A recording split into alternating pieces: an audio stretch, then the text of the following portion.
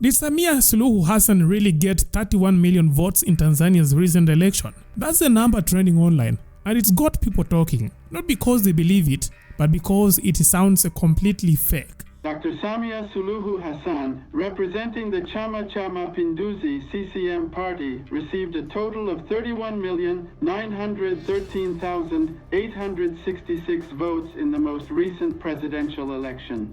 This remarkable number of votes, which was officially recorded and confirmed, is equivalent to 97.66% of all valid ballots cast, reflecting a decisive and overwhelming victory for Dr. Hassan and her party. You see, the National Electoral Commission claims Suluhu won 31.9 million votes, which is 97.6% of all votes cast.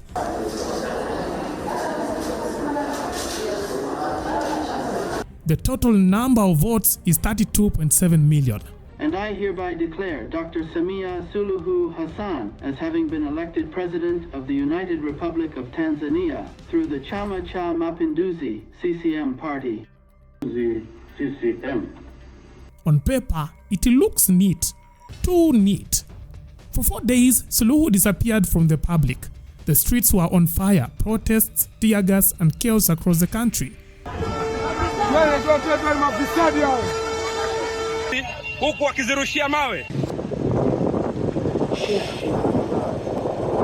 Then suddenly, she popped back up on camera, walking into National Electoral Commission headquarters with a big smile to collect her certificate.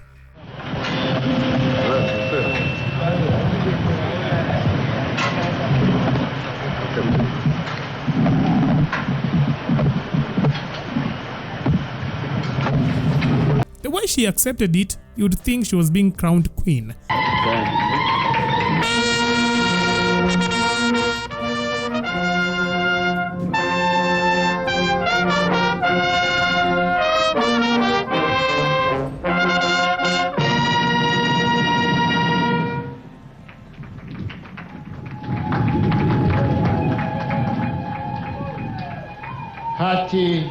But here's the problem.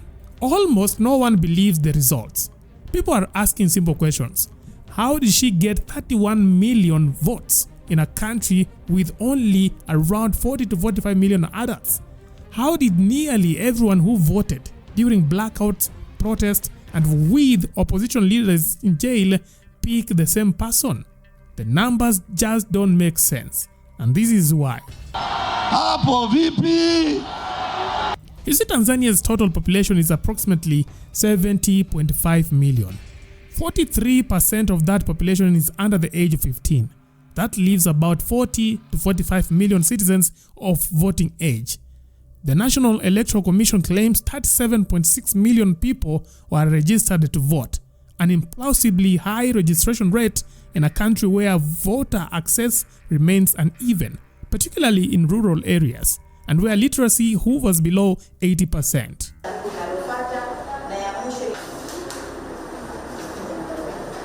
Reported vote turnout was 87%. Now that means 32.7 million Tanzanians, nearly 9 out of the 10 registered voters, supposedly showed up to cast ballots during a climate of fear, mass arrests, an internet shutdown, and visible military presence at polling stations. Now let's rewind a little.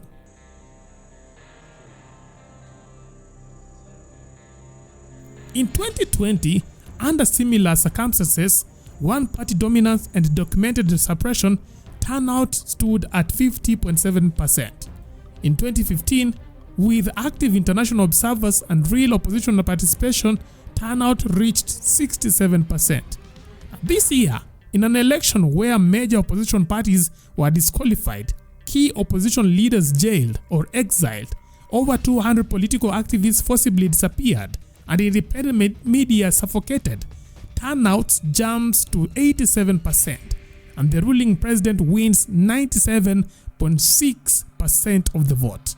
Of the 32.7 million votes cast, 31 million got to Suluhu.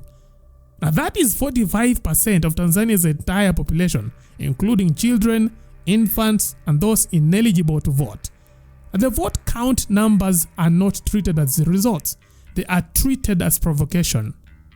Hakujatokezea tatizo lolote, labda niseme kama wanavyosema sijui labda kutakuwa hivi, hapana.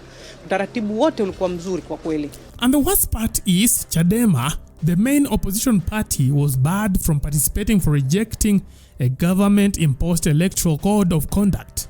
Tundu Lissu, their most prominent figure, is in jail facing treason charges.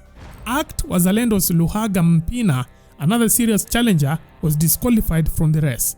Now, reports of ballot stuffing, pre-marked ballots, soldiers standing guard at polling centers, and ghostly empty lines at voting stations emerged from Dar es Salaam, Arusha, and Dodoma. Mama Samia hilo hapo limewaka wanangu. Jamaa na kiti mambo baba limewaka hapa. Limewaka, linatoka hilo. Kaila CCM hilo linarudi rodi barabarani kama kawaida. Internet access was cut off on elections day and remained severely throttled across the country for days afterwards. Na tuendelee na shughuli zetu za kawaida. Now, the European Union referred to their 2025 polls as fraud unfolding for months.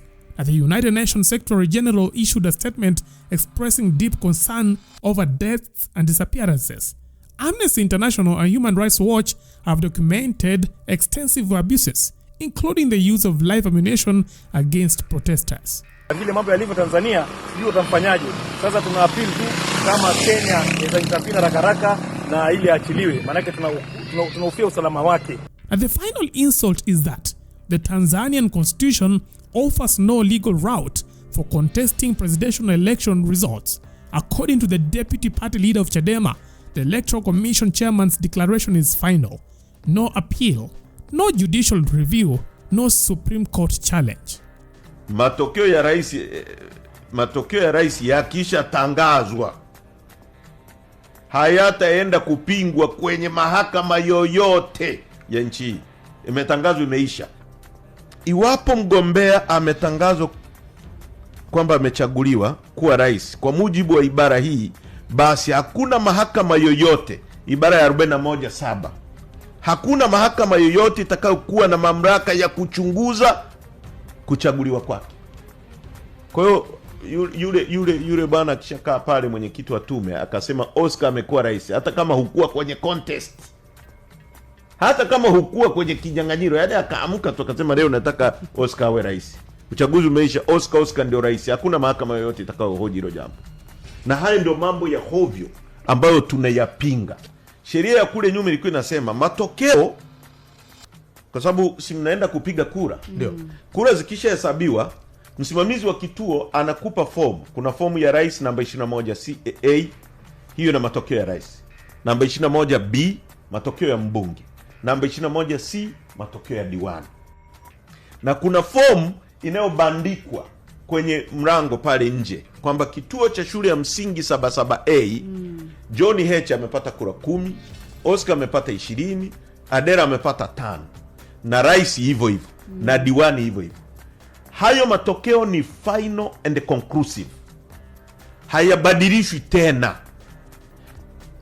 Yatabadilishwa iwapo tu mahakama itaamua vinginevyo. Kwa mbunge na diwani, rais at least hauruhusiwi kushtaki. Sasa leo sheria hii mpya inasemaje? Hii inayoitwa sheria mpya hii ya Libuku ile uliokuwa unaniuliza, hii ni sheria ya uchaguzi ya mwaka huu itakayosimamia, inasema hivi: endapo shaka yoyote kuhusu usahihi katika kujumuisha kura za rais katika jimbo lolote, tume inaweza kuelekeza kurudiwa kujumlishwa kwa idadi ya kura za matokeo ya awali kutoka baadhi ya vituo vyote vya kupigia kura katika jimbo, au vituo vyote vya kupigia kura katika jimbo.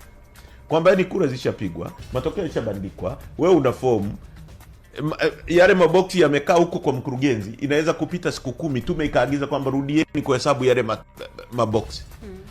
Mimi John H ambaye wakara wangu hayumo humo at least kwa kipindi hicho, nitajuaje kwamba hayo matokeo ni ya kweli? Kama maboksi yale yalishaletwa yakabadilishwa mengine na yakahesabiwa tofauti, zikipatikana tofauti, ina maana yale ya mwanzo yanafutwa. Kwa hiyo unaweza ukaambiwa wewe sio mbunge na ulishatangazwa, kwa sababu tume imeagiza tumehesabu upya.